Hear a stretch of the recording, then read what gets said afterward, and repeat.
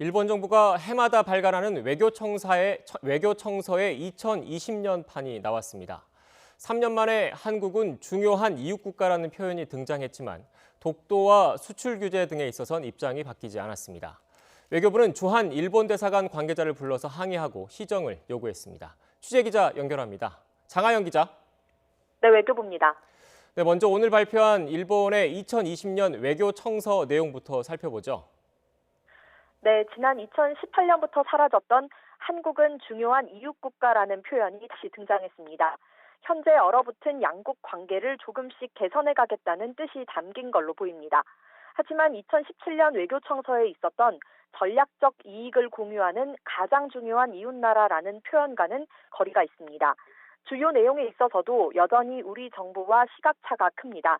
한일 관계 악화 원인이 강제징용과 관련해 한국이 여전히 국제법 위반 상태를 시정하지 않고 있기 때문이라고 적었고, 또 2018년 화해치유재단 회사는 2015년 한일 합의에 비춰볼 때 문제가 있어 도저히 받아들일 수 없다고 밝히고 있습니다. 독도에 대해서도 일본 고유 영토인 다케시마를 한국이 국제법상 근거 없이 불법 점거하고 있다고 썼습니다. 수출 규제는 군사 전용 가능성이 있는 무역을 적절히 관리하기 위해 필요한 조치라는 기존 입장을 다시 확인했습니다. 매년 반복되는 일인데 우리 정부도 이에 대해서 항의했죠. 네, 먼저 김정한 외교부 아시아태평양 국장이 오늘 오전 외교부 청사로 소마 히로이사 주한 일본 대사관 총괄 공사를 초치했습니다. 특히 독도 영유권 주장을 되풀이한 데 대해 항의하고 시정을 촉구했습니다.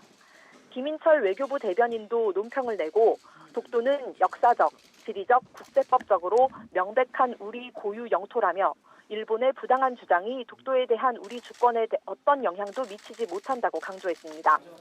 위안부 문제에 대해서는 2015년 위안부 합의가 진정한 해결이 될 수 없지만 한일 간 공식 합의라는 점을 고려해 파기하거나 재협상을 요구하지 않겠다는 기존 입장을 다시 확인했습니다.